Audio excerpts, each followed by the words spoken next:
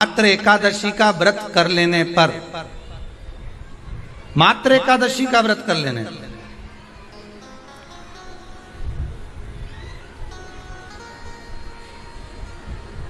जो पूर्व में किया गया हमारा पाप कर्म है, हमने किसी जीव की हत्या करी है, हमने किसी को कष्ट प्रदान करा है, हमने किसी को अपशब्द कहा है, हमने किसी को ताने दिए, हमने किसी को आड़ा टेढ़ा कहा है, हमने किसी को गालियां दे दी है, मात्र एकादशी का व्रत ही कर लेने पर ये सारे जो दोष हैं वो समाप्त हो जाते हैं।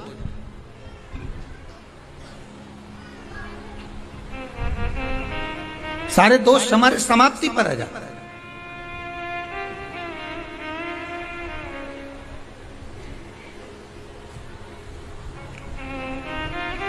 अब एक विचार करिएगा थोड़ा सा अपने मन में, अपने चित्त में, अपनी वृत्ति में एक बात उतारिएगा, एक अपने मन में एक बात को उतार कर रखिएगा कि आप अपने पाप को, अपने पाप कर्म को जिस दिन छिन्न करने वाले हो, समाप्त करने वाले हो, अपने पाप को आप जिस दिन समाप्ति पर लेकर जा रहे हो, तो उसके एक दिन पहले आपको प्रसन्नता होना चाहिए कि नहीं होना चाहिए कि कल मेरा पाप कटने वाला है, कल मेरा पाप समाप्त होने वाला है, जो मैंने पाप कर्म करा है वो समाप्त होगा, जो मैंने पाप कर्म करा है वो कल समाप्त हो जाएगा। तो एक दिन पहले आपके चेहरे पर प्रसन्नता हो कि ना हो?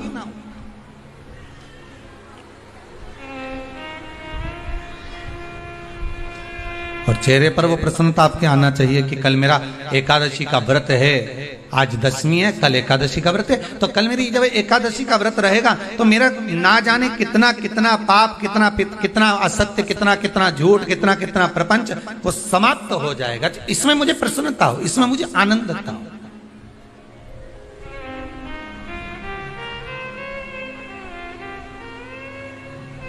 तो क्या कहा गया कि प्रयास करिएगा कि एकादशी के दिन कोई वृक्ष की, कोई डाली की, कोई कोपल की कोई पत्ती ना तोड़ी जाए। क्यों?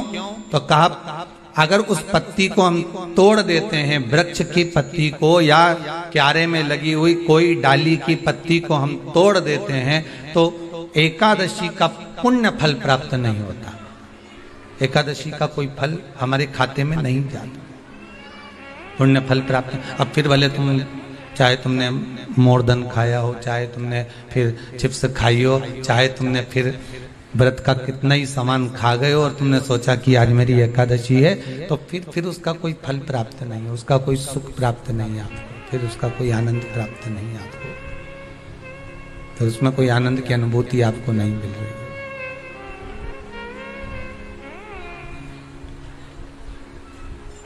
फिर उसमें कोई फल की प्राप्ति आपको नहीं हो रही। आस्था चैनल के माध्यम से जितने भी एकादशी करने वाले हैं और चतुर्थी का व्रत करने वाले हैं, बहुत ध्यान से आज की कथा सुनना कि एकादशी का आपसे आपके बच्चे पूछेंगे, मम्मी हम भगवान विष्णु का दर्शन करते हैं, हम राम जी का दर्शन करते हैं, हम कृष्ण भगवान का दर्शन करते हैं, हम भवानी माता का दर्शन करते हैं, हम शंकर जी का दर्शन करते हैं, हम सारे देवी देवताओं का दर्शन करते हैं, पर ये एकादशी माता तो कभी नजर ही नहीं आती। पूछेंगे कि नहीं पूछेंगे कि तुम जिस एकादशी का व्रत करते हो इनका जन्म कहां से हुआ, कहां जन्मी थी? एकादशी की जन्मस्थली कहां है? भाई भगवान कृष्ण की जन्मस्थली तो मथुरा है, श्री राम जी महाराज की जन्मस्थली बोल दो जम के अयोध्या है।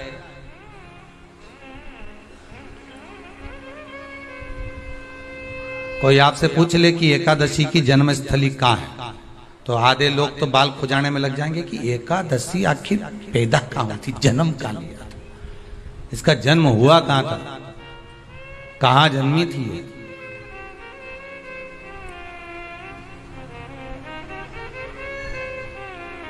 इसका जन्म स्थल है कहां? और अगर मान लो जन्म स्थल एकादशी का है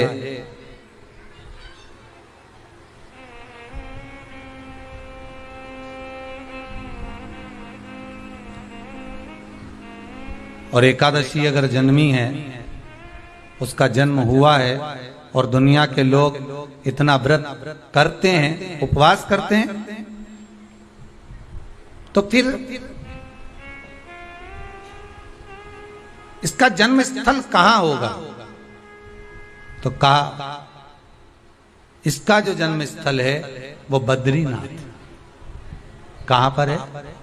बद्रीनाथ। और उस बद्री विशाल में भी एक गुफा जिसका नाम है हेमवती। क्या नाम है? हेमवती। उस गुफा में एकादशी का जन्म स्थल है। बद्री विशाल में हेमवती गुफा, जो 12 योजन अंदर प्रवेश करने जितनी, 12 योजन की गुफा के अंदर, हेमवती के अंदर एकादशी का प्रागट्य हुआ था, एकादशी का जन्म हुआ था।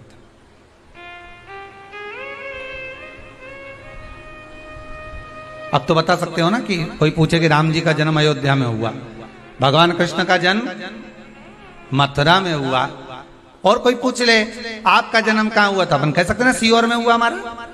और आपसे कोई पूछे कहाँ हुए, तो कहीं इंदौर में हुए, कि देवास में हुए, कि भोपाल में हुए, कि मुंबई में हुए, कि पूना में हुए, आपका तो बता दोगे। पर बच्चे आपसे पूछ ले मम्मी तू इतनी एकादशी का व्रत करती है, एकादशी का तू व्रत करती है और सबको करा देती है कि बल्लभ कुल की एकादशी करो, भले बकरी जैसे चरो पर एकादशी करो, और सबको एकादशी कराया, तो कोई पूछ ले कि एकादशी का जन्म कहाँ हुआ था, तो आप कह सकते हो कि बद्री विशाल में, हेमावती में, बद्री विशाल के हेमवती गुफा के अंदर जो 12 योजन की गुफा है, उस गुफा में एकादशी का जन्म हुआ है। कब हुआ?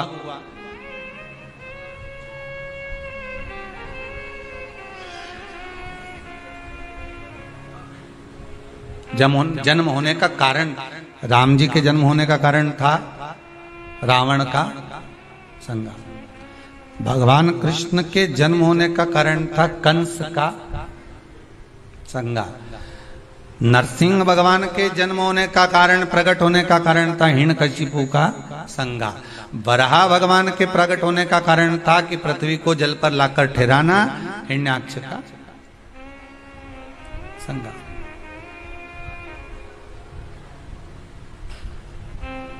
तो फिर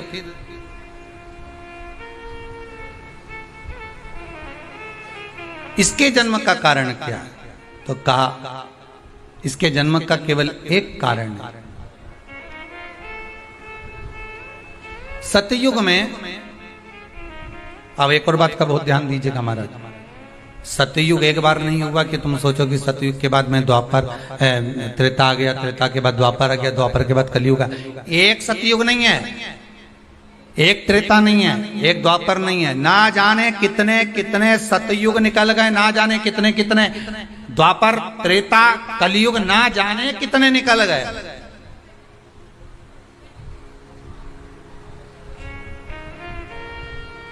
और आप और हम जैसे भी इस पृथ्वी पर ना जाने कितने, अरे जम के तो बोलो, निकल गए। पृथ्वी वहीं की वहीं है, जिस मकान में रहते हो वो मकान भी वहीं की वहीं है, बस कभी कभी एकदम प्लाट हो जाता है, फिर उस पर वापिस बन जाता है, फिर क्लीन, फिर बन गया, फिर क्लीन, फिर बन गया। ना जाने कितने कितने कितने कितने जन्म हम ले चुके हैं, और हमारे भी आगे कितने जन्म होते रहेंगे। जमीन वहीं की वहीं रह जाएगी और अपन चले जाए, बस वो जगह वहीं रहेगी जो पहले परदादाजी की थी, दादाजी को मिल गई, दादाजी की थी, पिताजी को मिल गई, पिताजी की थी, उनके बेटे को मिल गई, उनके बेटे से उनको बेटों को मिल गई। मिलते मिलते मिलते मिलते कब वो जमीन भी बिक गई समय की अवस्था में, फिर दूसरे की हो गई, और हम सोच कर रह गए कि ये हमारा है, हम इसके लिए लड़ाई करें, झगड़ा करें, हम केवल इस जमीन के लिए, जरा सी प्रॉपर्टी के लिए अदालत में खड़े, अपना समय बर्बाद कर दिया, और जो पाना था वो छोड़ दिया।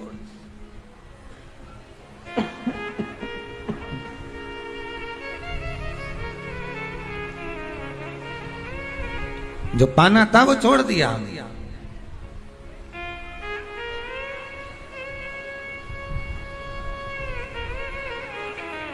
असली रजिस्ट्री तो ये शिव महापुराण की कथा है, जिसमें बैठकर आप 3 घंटा भगवान की भक्ति को जो धारण कर रहे हो, 3 घंटा जो भगवान की कथा को आप श्रवण कर रहे हो, 3 घंटा जो भगवान की भक्ति में आप डूबे हुए हो, 3 घंटा जो भगवत स्मरण में आप लगे हुए हो, बस यही असली रजिस्ट्री है, यही वहां काम आने वाली है। इसके सिवाय कुछ काम नहीं आएगा। धन दौलत माल खजाना सब पड़ा रह जा,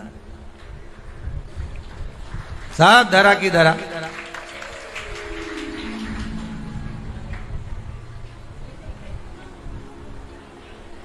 रह गए। वो एक लाइन आप लोग स्मरण करते होंगे,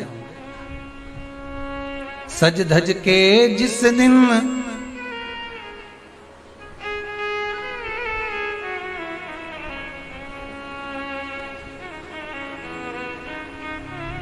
सज धज के जिस दिन मौत की शहजादी आएगी, न सोना काम आएगा न चांदी आएगा। अलमारी में धरा की धरा रह जाएगा, लॉकर में पड़ा रह जाएगा। लॉकर में पड़ा है, अलमारी में धरा की धरा है। कपड़े भी सारे घड़ी बने रहे,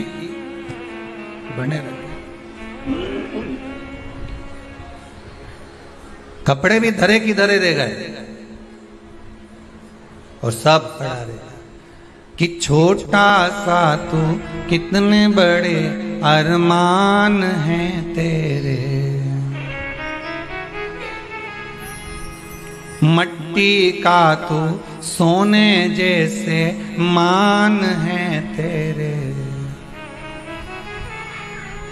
मट्टी की काया एक दिन मट्टी मिल जाएगी, न सोना काम आएगा न चांदी आएगी, न सोना काम आएगा न चांदी आएगी। सज धज के जिस दिन मौत की शहजादी आएगी, ना सोना काम आएगा ना चांदी आएगी, ना सोना काम आएगा ना चांदी आएगी। सब पड़ा रह धरा की धरा रह जाएगा, सब पड़ा की पड़ा रह गया, जीव चला गया।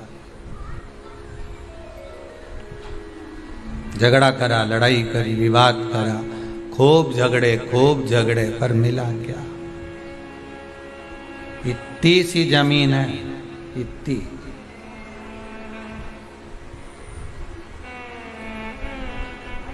मिल भी गई, हो गया, मान लो तुमको मिल गई लड़ाई झगड़ा में। यहाँ तो शिव महापुराण की कथा कहती है कि माता पिता के आशीर्वाद से बड़ी दुनिया में कोई प्रॉपर्टी नहीं है। माता पिता के आशीर्वाद से बड़ी दुनिया में कोई दौलत नहीं है। कि जिस घर में माँ बाप की इज्जत नहीं होती, उस घर में देखना कभी बरकत नहीं होती। सही प्रॉपर्टी, सही जमीन, सही जायदाद, सही धन, सही दौलत, सही संपदा तो माता पिता का आशीर्वाद।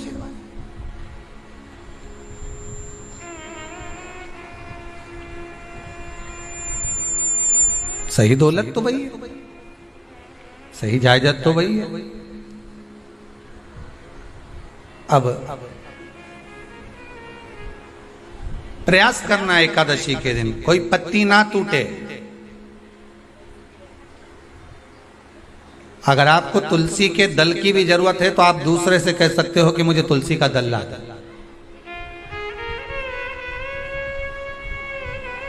पर मेरे हाथ से मैं किसी को कष्ट ना दूं। कितने तपबल से एकादशी की उत्पत्ति हुई है, कितने तपबल से। महाराज सतयुग एक नहीं आया, ना जाने कितने सतयुग आ गए। द्वापर एक नहीं आया, ना जाने कितने द्वापर। त्रेता एक नहीं, ना जाने कितने त्रेता। कलयुग ना जाने कितने हुए, और अपने जैसे भी ना जाने कितने। तो कभी कभी तुम अहंकार भी मत करना। अपने भीतर ये अभिमान नहीं आना चाहिए कि आपके बराबर कोई दान नहीं कर सकता। किसी के भीतर ये अहंकार ना आए कि हमारे बराबर कोई ये नहीं कर सकता, हमारे बराबर ये कोई बोल नहीं सकता, हमारे बराबर ये कोई होड़ नहीं कर सकता। नहीं नहीं, अहंकार को छोड़ दो।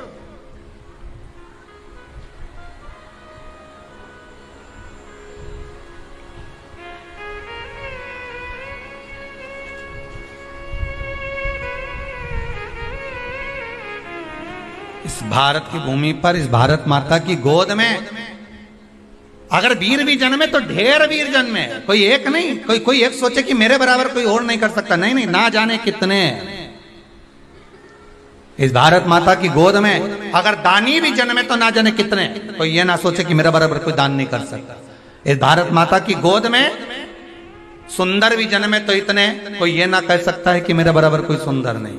और इस भारत माता की गोद में कलाकार भी जन्मे तो इतने। कोई ये नहीं कह सकता कि इसके बराबर कोई नहीं। इस भारत माता की गोद में कथाकार भी ढेर जन्मे, कोई ये नहीं कह सकता कि इसके बराबर कोई नहीं। भगवान ने पैदा करा। अभिमान नहीं होना चाहिए, अहंकार नहीं होना चाहिए। ना जाने कितने हों।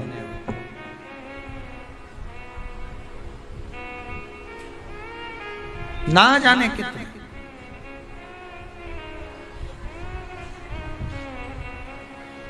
बस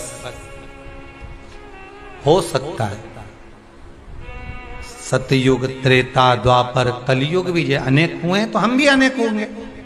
हम भी ना जाने कितने होंगे। सतयुग की कथा है। सतयुग में एक नाड़जंग नाम का एक असुर हुआ।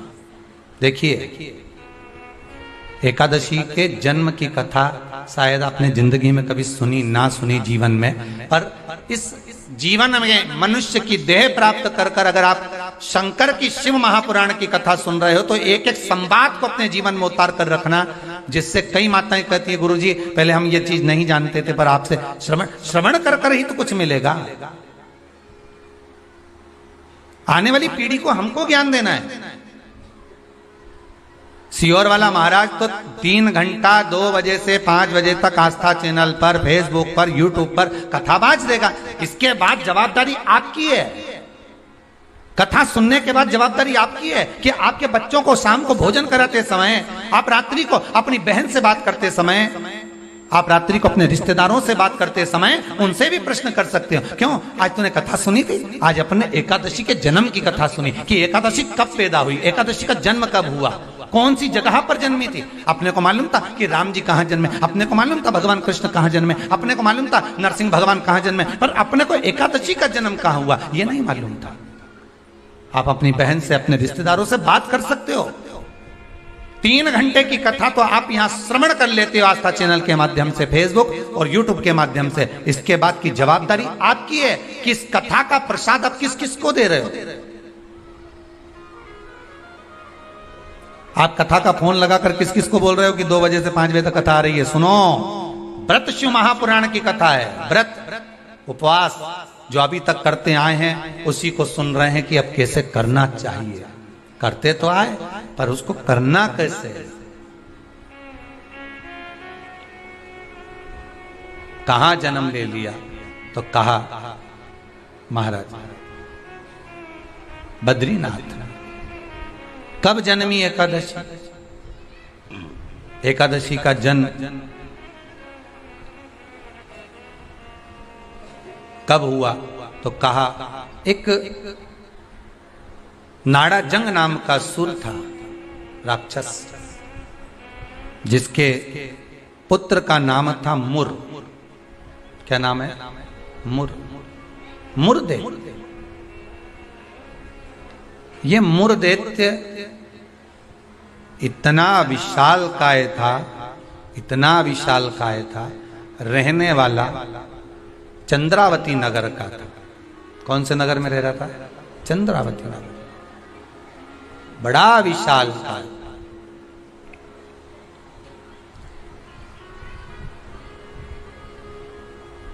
इसमें बल इतना था, इतना बल था कि एक दिन मूर देवते ने तप साधना कर कर, दान पुण्य कर कर, स्मरण कर कर सारा पुण्य अपने खाते में रख लिया। आपको कल कथा में कहा था, उद्यापन करना मतलब उतने व्रत का पुण्य अपने खाते में जमा कर लेना, फिर वो समाप्त नहीं हो सकता।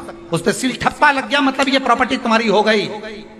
उद्यापन करना मतलब ये इतने व्रत तुम्हारे खाते में चले गए। अब ये व्रत तुम किसी को ना तो कहीं जा सकते हैं ना छिन्न हो सकते, क्योंकि इसका तुमने उद्यापन कर दिया, उस पर सील ठप्पा लग गया, उसकी रजिस्ट्री हो गई, वो आपका हो गया।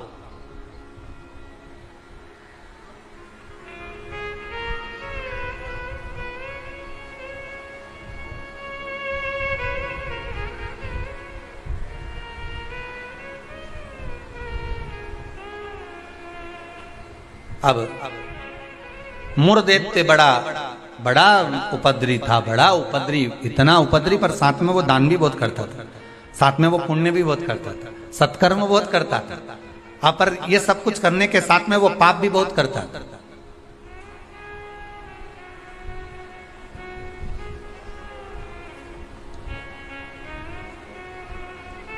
बहुत पाप करता था, पुण्य के साथ में पाप भी बहुत करता था। होता है व्यक्ति पुण्य के साथ में पाप कर भी देता है। शंकर जी के मंदिर में लोटा भर के पानी चढ़ाने गया और मन में विचार कर कर गया, बताओ अपने आप को कैसी इतरा रही है। दूसरे को देख के अपन तुरंत उसी समय पे पाप कर दिया। बताओ अपने आप को कितनी इतरा रही। अरे अरे वो इतरा रही, इतरान दे, तू तो अपना शंकर जी के जल चढ़ाने, हरिओम बोलने, नमः शिवाय बोलने, अपने घर जा। तेरे को क्या करना कि इतरा रही कहीं कर रही, वो करे करना। तुम तो शंकर जी भजो, शिव नाम जपो, शंकर का स्मरण करो और भगवान का भजन करके अपने घर जाओ बस। पर मूरदैत्य पुण्य भी करता था तो पाप बहुत करता था। इतना पाप कर्म था, इतना पाप कर्म था कि वो घबराए नहीं, बस पाप ही पाप में लिप्त हो जाए। समय आया, एक बार ये मूरदैत्य पहुंच गया अमरावती, अमरपुर, भगवान वैकुंठ अधिपति के उस भवन में जहां 33 कोटि देवता सदा विराजमान रहते हैं। ऐसे सुंदर आनंद में भगवान के धामों में पहुंच गया और जिस इंद्रलोक में जाता तो इंद्र को पकड़कर जमीन पर फेंक दे। अब बहुत अच्छे से सुनिएगा महाराज, देवता ऊपर जब युद्ध करते थे और युद्ध के मैदान से नीचे गिरते थे तो मृत्यु लोक में नहीं आते थे। कहां नहीं आते थे? मृत्यु लोक में। पर मूरदैत्य इतना बलवान था कि देवताओं को जब पकड़कर फेंकता था तो किसी लोक में नहीं जाते थे, मृत्यु लोक में ही जाते। अब बल देखिए कितना प्रबल होगा। कोई लोक नहीं, ऊपर से फेंका तो डायरेक्ट नीचे।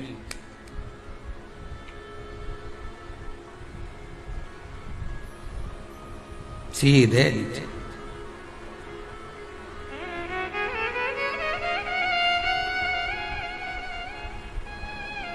जितने लोग उतने देवता, और जितने लोग उतने देवता। अब इसने सोचा इतने सारे देवताओं को अलग अलग गिराने कब तक जाऊंगा, तो इसने क्या करा, आज चढ़ गया सारे लोकों पर और लोकों पे चढ़कर जो नृत्य करना प्रारंभ करा, जम जम के नाचना, तो सारे लोक हिलने लगे और जितने उसमें 33 कोटि देवता रह रहे थे सब मृत्यु लोक में गिर गए। अब सारे लोक में किसका राज्य हो गया? जम के बोलिए जरा, उस मूरदैत्य का। सारे लोग खाली, मूरदैत्य का राज्य। सारे देवता इकट्ठे होकर शंकर भगवान के पास में गए, क्योंकि मृत्यु लोक में आ गए तो मृत्यु लोक में कहां जाएंगे। आपको पहले भी कथा में कहा, मृत्यु लोक में जन्म हुआ है आपका, आप पृथ्वी पर जन्मे हो। और मृत्यु लोक में जन्म लेने के बाद अगर आप मन में सोचो कि हम शंकर की आराधना क्यों कर रहे हैं, अरे मृत्यु लोक में जन्म लेने के बाद शंकर की आराधना ही मूल है, शिव की आराधना ही जरूरी है।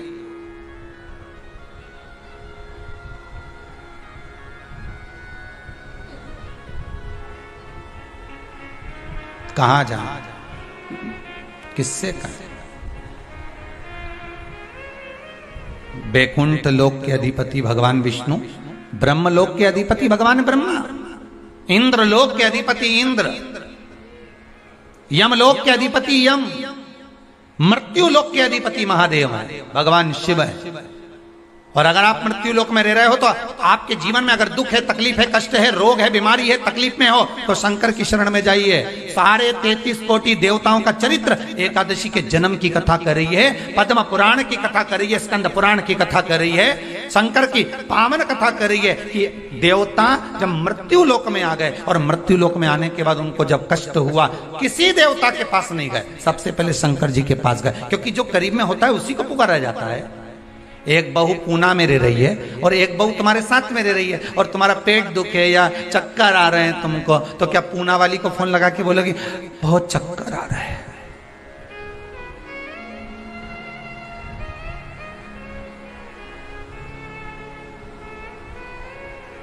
पूना वाली आएगी?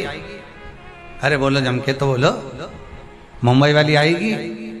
भाई इंदौर वाली जो जहां रह रही है वो नहीं आएगी, और जो जिससे कहना था उससे तो कहा नहीं, जो पास में रह रही है जरा सी देर में आवाज लगा देती, दरवाजा बड़ीक देती, घंटी बजा देती, चिल्ला कर बोल देती, फोन कर देती, आवाज लगा देती और कह देती बेटा जल्दी आप बहू दौड़ कर आ, दौड़ कर आ, दौड़ कर।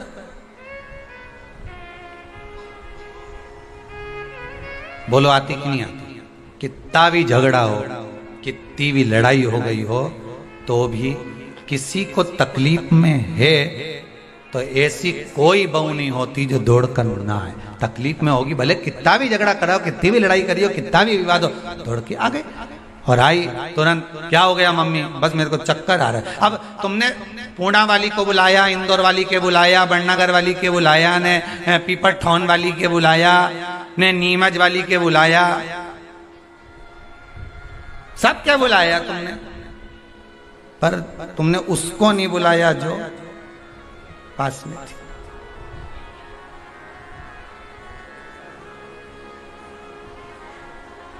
जो नजदीक में। मृत्यु लोक में जब देवता नीचे गिर गए तो इनके नजदीक में कौन थे? भगवान शंकर। जब शंकर भगवान नजदीक में थे तो सारे देवता शिव जी के पास दौड़ कर गए, भोलेनाथ जी के पास दौड़ कर जाकर हर हर महादेव, हर हर महादेव, हर हर महादेव। जैसे ही हर हर महादेव बोला, शंकर भगवान के नेत्र खुल गए। शिव जी ने पूछा कैसे आना हुआ ये तो बताओ। कहा महाराज जी ये वो मुर दैत्य ने हम सबको नीचे पटक दिया। अच्छा तो फिर क्या चाहते हो? बस उस मुर दैत्य का संहार कर दो। शंकर भगवान बोले मुर दैत्य का संहार मैं करूंगा?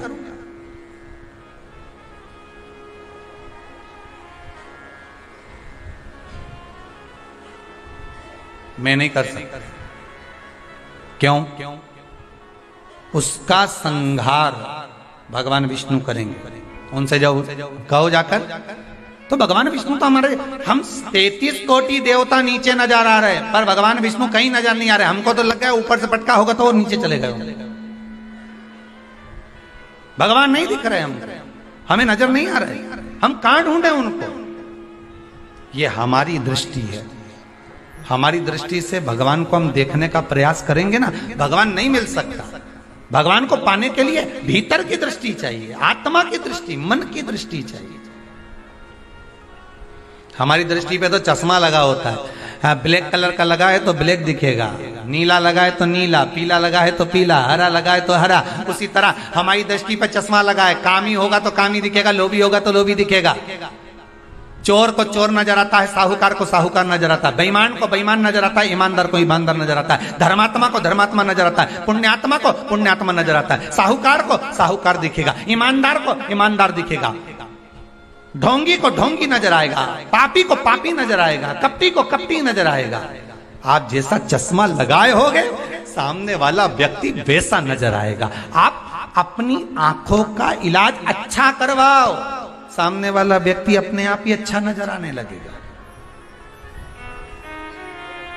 अपने आप। हमारी सास तो हमेशा हमारा बुरा ही सोचती है। सास बुरा नहीं सोचती, चश्मा गड़बड़ हो गया, समझ गए? अरे बोलो तो, समझ गए ना, चश्मा गड़बड़ हो गया, मतलब दृष्टि गड़बड़ हो गई। हमने देखा हमारी सास हमारा बुरा सोचती है, मतलब बुरे हम हैं, हम सोच रहे हैं बुरे। अगर अच्छा सोचते तो कह देते हाँ है तो सास ना, इन्होंने मेरे पति को जन्म दिया, और मेरे पति को जन्म दिया। जब पति इतना प्रेम से मेरे से व्यवहार करे तो सास क्यों व्यवहार खराब करेगी? अरे बोलो तो, करेगी। जब पति तेरे लिए जेब में भर के गजक लाए,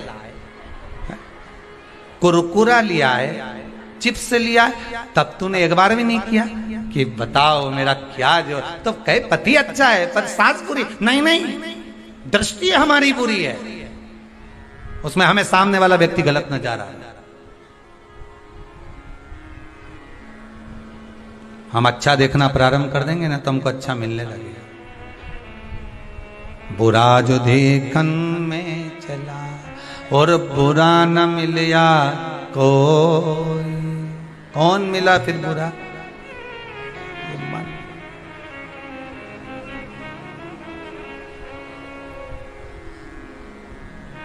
इस मन को बुरा कर, मैं नहीं मार सकता मुर्देत्य को, भगवान विष्णु मारेंगे। भगवान विष्णु कहां मिलेंगे? क्षीर सागर में शयन कर रहे हैं, जाइए। सारे देवता पहुंच गए क्षीर सागर, प्रभु कृपा करिए। भगवान विष्णु ने पूछा क्या हुआ? वो मुर्देत्य ने आक्रमण कर रखा है, सांप को उठा उठा के पटक दिया, एक भी नहीं बचा, सारे लोग खाली पड़े। अच्छा फिर मां कौन बैठा? तो क्या मुर्देत्य बैठा अकेला? आओ।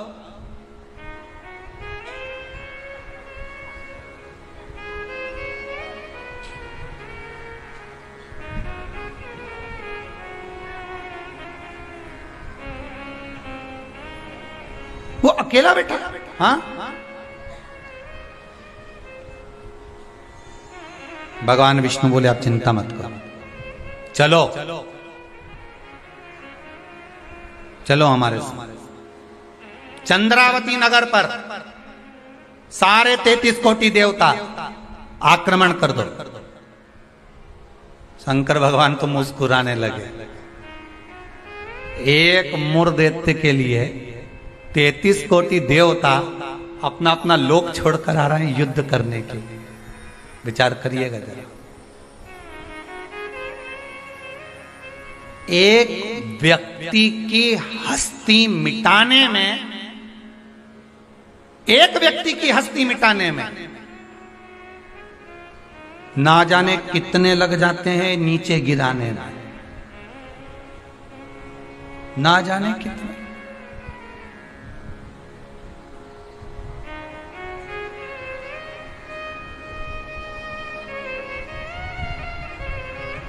जब व्यक्ति मर जाता है तो दुनिया के लोग रोते हैं, बेचारा मर गया। और जो मर गया उसको वापिस जिंदा कर दे भगवान तो फिर खो जाते हैं, फिर उड़ गया, वापिस उड़ गया। फिर ना जाने कितना मेहनत करेगा, कितना कमाएगा, ना जाने कितनी बिल्डिंग बना लेगा, ना जाने कितना धन जोड़ लेगा, खो गए। मरा तो रो गए। संसार का नियम है। एक व्यक्ति की मुर्देत्य की मात्र हस्ती को मिटाने के लिए सारे आ गए, पर 33 कोटि देवता 15 मिनट नहीं लगे मुर्देत्य को। 15 मिनट में मुर्देत्य ने सारे देवताओं को हिला दिया, भाग गए। सारे 33 कोटि देवता भाग गए। तब भगवान विष्णु अकेले युद्ध के मैदान में थे, अकेले युद्ध के। और अकेले भगवान विष्णु जब युद्ध के मैदान में युद्ध प्रारंभ करा, भगवान ने उठाया सुदर्शन चक्र और भगवान ने उठाकर सुदर्शन चक्र को फेंका। मुर्देत्य के जितने जितने असुर थे, जितने राक्षस थे, सबका संहार करने के लिए फेंका। फेंक तो दिया, सारे जितने असुर थे वो मर भी गए, पर मुर्देत्य इतना प्रबल था कि उसने एक फूंक मारी, सबको जीवित कर दिया। भगवान विष्णु आश्चर्य में पड़ गए, गजब गजब। ये एकादशी के जन्म की कथा।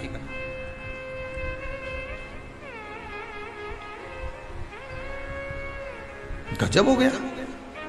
इतने सारे मरे और एक क्षण में भगवान ने तो सुदर्शन फेंका ने, सब घूम के गया ने, सबके मार के आया। भूखे तो 1 घंटा, आधा घंटा, 15 मिनट, 10 मिनट, 5 मिनट लगे होंगे। इसने तो एक फूंक मारी, जो यहां से चालू करा, हैप्पी बर्थडे टू यू, एक फूंक में ही सब निपटा दिया। ले सब जाग गया सब। जैसे वो 11 साल हो तो लोग 11 मोमबत्ती जला। हमारे यहाँ तो कहीं नियम नहीं है, हिंदू धर्म के शास्त्र के अनुसार ये नियम नहीं है कि मोमबत्ती को बुझाओ कि दिया बुझाओ। हमारे यहाँ तो जन्मदिन मनाओ तो दिया जलाओ। और पहले बात तो जन्मदिन मनाओ तो पहले सोच के मनाओ कि 14 साल के हो गए, मतलब भगवान के करीब जाते जा रहे हैं। करीब 35 साल के हो गए, मतलब 36वें में लग गए, उसके और करीब पहुंच गए। जैसे जैसे उम्र बढ़ती जा रही, तुम तो केक काट रहे हो, ऊपर तो नगाड़े बज रहे, भेरू आने वाला है, ऊपर नगाड़े बज रहे हैं। 68 का हो गया, गांव के लोग जन्मदिन मना रहे, ऊपर कह रहे तैयारी कर लो रे, थोड़ा और बचा है, आने वाला है।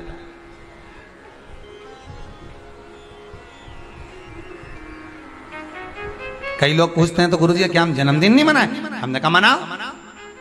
तो आप तो ऐसा बोलते हैं। हमने कहा जन्मदिन मनाना मतलब हम तो समझ जाते हैं कि ये जन्मदिन इसलिए मना रहे हो क्योंकि तुम्हें खुशी है भगवान के पास जाने की, इसलिए मना रहे हो कि अब हम भगवान के और करीब हो गए, हम और करीब हो गए, हम और करीब हो गए। अरे जन्मदिन आता जाए तो विचार करते जाओ कितने साल निकल गए। ना राम नाम लीनो ओ तूने भरी जवानी में, तो डूब के मर जा रे चुल्लू भर पानी में। अरे काय जन्मदिन मनाओ तो विचार करिए कि हमारा जन्मदिन हम क्यों मना रहे हैं, किस लिए मना रहे हैं, कहां जा रहा है। हमारा समय निकले चले जा रहा है। ना राम गाय ना कृष्ण गाय ना शंकर का स्मरण करा, यूं ही गवा दिया। और बच्चा कुचा था तो जन्मदिन आदि रात को मेन रोड पे गाड़ी को खड़ा करके बोनट पे केक रख के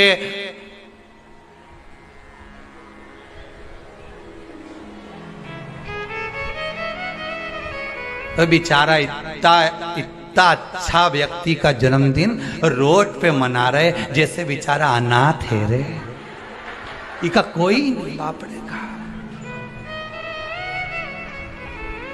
उसके घर में उसकी मम्मी है, उसके घर में उसके पिताजी हैं, उसके घर में उसका भाई है, उसके घर में पूरा परिवार है, और जन्मदिन कहां मना रहे? रोड पे। हैप्पी बर्थडे टू यू, क्योंकि अनाथ है तो जन्मदिन रोड पे मन रहा है। अगर अनाथ नहीं होता तो जन्मदिन उसके माता पिता को खड़े रखकर मनाते कि इस माता ने जन्म दिया है तेरे जैसे बेस्ट फ्रेंड को, इसको जन्म दिया है, इस माता ने मेरे दोस्त को जन्म दिया। खुश होते कि माता पिता ने जन्म दिया। सबसे पहले जन्मदिन पर अगर पूजन करना है तो माता पिता के गले में माला पहनाओ कि इनने तुम्हें जन्म दिया है, तुम्हारे जैसा व्यक्ति इसने पैदा किया है, तुम्हारे जैसे जीव को इसने जन्म दिया है। तुम्हें जो दोस्त मिला, तुम्हें जो फ्रेंड मिला, जो तुम्हें समझ गए, भेरू के भेरवी ने भेरवी के भेरू मिला। तो जिसने जन्मदिन की खुशी उनके सामने मना।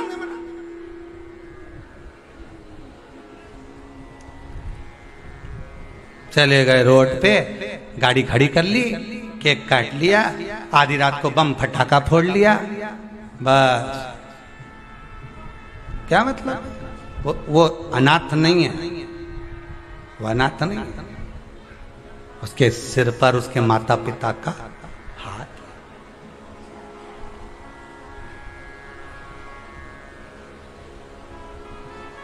ने एक फूंक मारी केक की, सारी मोमबत्ती बुझा दी। और इस मोर देखते ने एक फूंक मारी ने जितना गिरा पड़ा था नहीं सबके जगा दिया एक ही ने।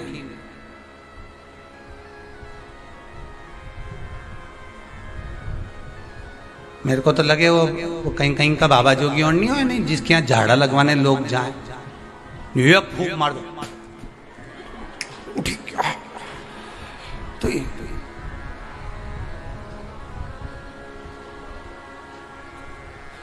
देखा एक फूंक में उठ गया। तो जो उठा उससे पूछा कितना समय से बीमार पड़ा था ने महाराज जी ने एक फूंक मारी ने उठ गया। वो बोला फूंक से उठा नहीं हूं, महाराज जी के मुंडा में ऐसी बदबू आई रही थी, एक बार ठीक किया। इसलिए भगा, दूसरी मार देगा फूंक तो निपटी जाऊंगा तो मैं जाऊं। और के गया महाराज जी के कान में, कहीं पायरिया की कहीं बीमारी बीमारी तो नहीं है मुंडा में, एक फूंक में।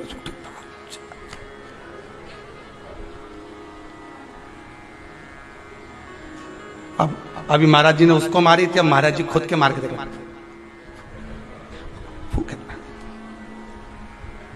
मुर्देते ने जो फूक मारी ने सब पड़िया ने सब उठी गया एक साथ, सारा की सारा उठ के बैठ गया।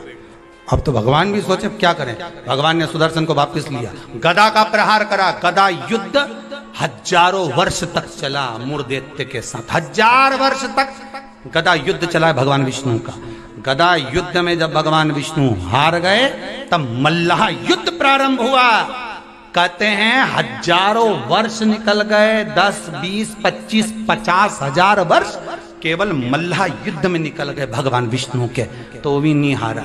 आखिरी में भगवान विष्णु की हापड़ी थोड़ी ऊंची, भगवान विष्णु को लगा कि ये हार नहीं रहा।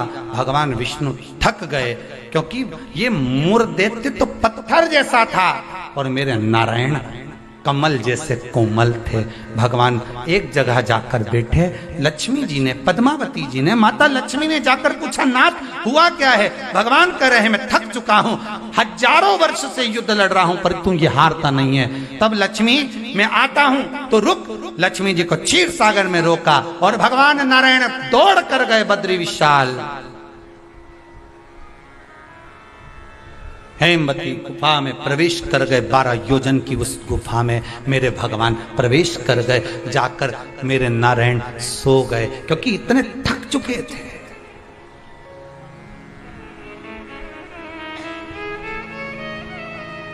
इतने थक गए और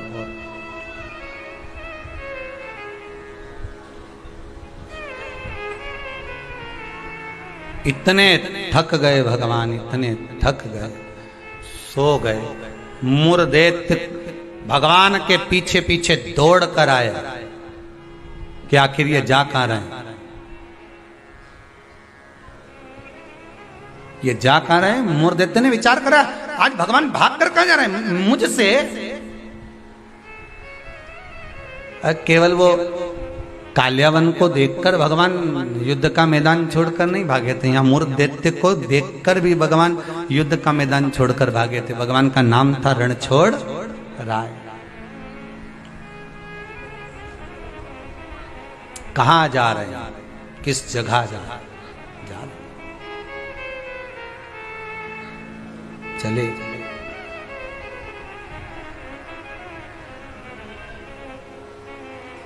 गुफा में मुर्देत्य ढूंढते ढूंढते उस हेमवती गुफा के अंदर प्रवेश करने लगा।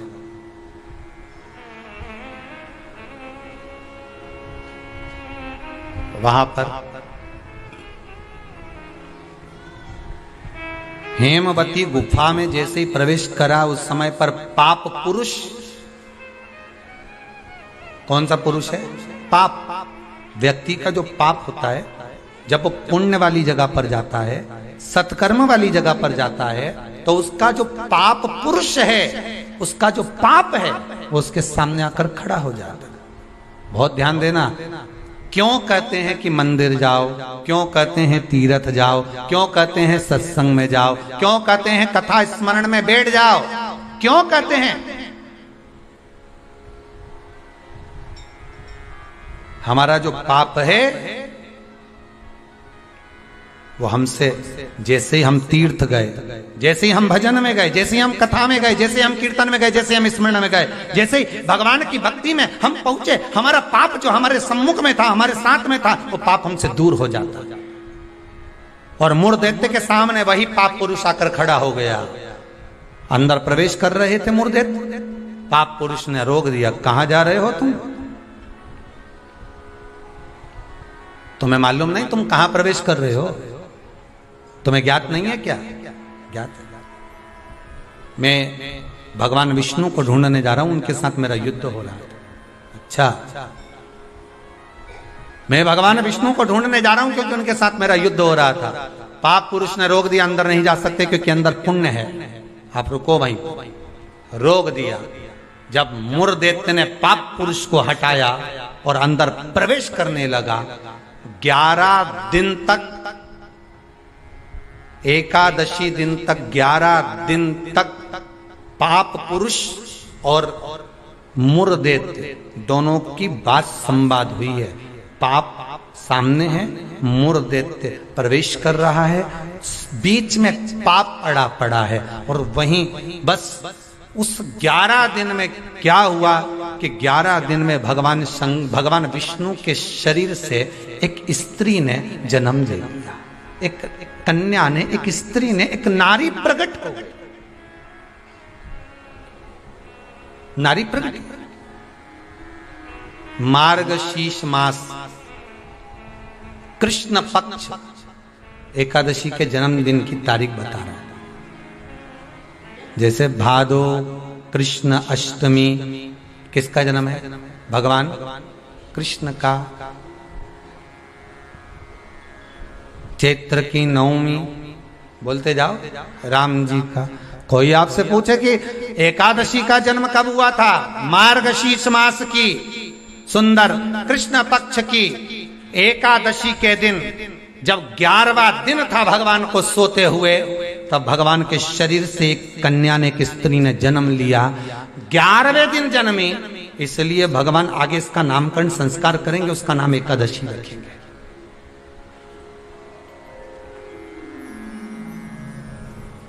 इसी को कहते उत्पत्ति एकादशी, उत्पन्ना एकादशी। प्रकट हो गए। आप पुरुष ने देखा कि कोई कन्या आ रही, बड़ी सुंदर है, बड़ी सरल, बड़ी अच्छी दिख रही है। और पाप पुरुष ने देखा इतनी सुंदर कन्या, इतना सुंदर उसका स्वरूप।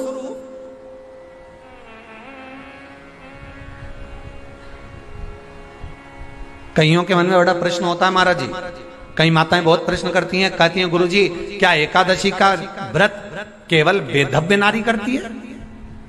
क्या एकादशी का व्रत केवल संत करते हैं, साधु करते हैं? नहीं नहीं, एकादशी का व्रत तो जन्म लिया बच्चे से लेकर मृत्यु के घाट पर पड़ा हुआ व्यक्ति भी एकादशी का व्रत कर सकता है। अपनी एकादशी स्वयं करो, मरने के बाद दूसरे लोग एकादशी दें, उससे अच्छा है कि अपना अकाउंट में खुद जमा करते चलो। तो बुरे वक्त में थोड़ा बहुत कहीं ना कहीं अपने का यमदूत आ गया, यमराज आ गया और उसने कहा लाओ एकादशी दो। अब तुम तो इंतजार में बैठी कि अभी 12वां तो हम दो,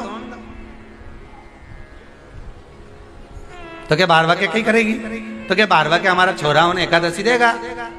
तुम खड़े रहो।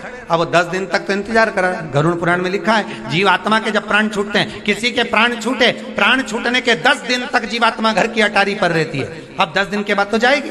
अब तुम तो कह रही अभी रुक जाओ रे, अभी कहाँ जा रहे हो? अभी एकादशी मेरे को मिलेगी, हमारा छोरा देगा, बहू देगी, बड़ी बहू देगी, छोरा देगा, पोता देगा, पोती देगी, नाती देगा, पंती देगा। और पंडित जी जब बैठे संकल्प दिलाया, बोलो तुम्हारे दादाजी के कितनी एकादशी दोगा? तो क्या हमने 5 दी, कोई कि हम 14 दी, कोई कि हम 10 दी, कोई कि हम 3 दी, कोई कि हम 2 दे दिए। तो कहीं दादाजी कहीं भिखारी था?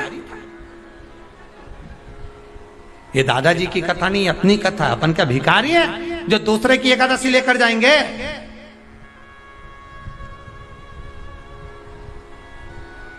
अपन अपनी एकादशी खुद करो, स्वयं एकादशी करो, फिर कहूंगा भले बकरी जैसे चरो, पर एकादशी स्वयं अपने लिए एकादशी करो।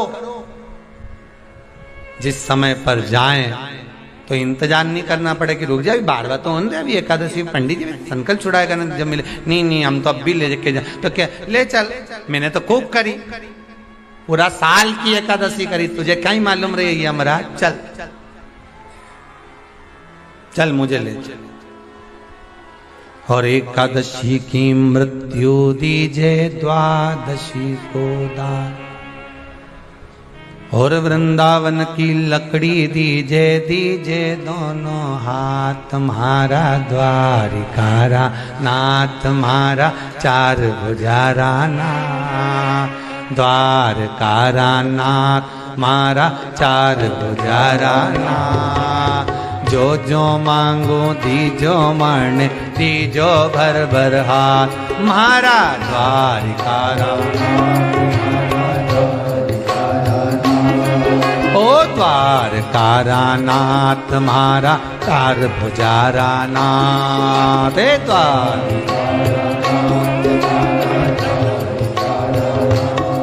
ओ जो जो मांगू दीजो मण, दीजो भर भर हाथ, म्हारा द्वारकारा नाथ। ओ द्वार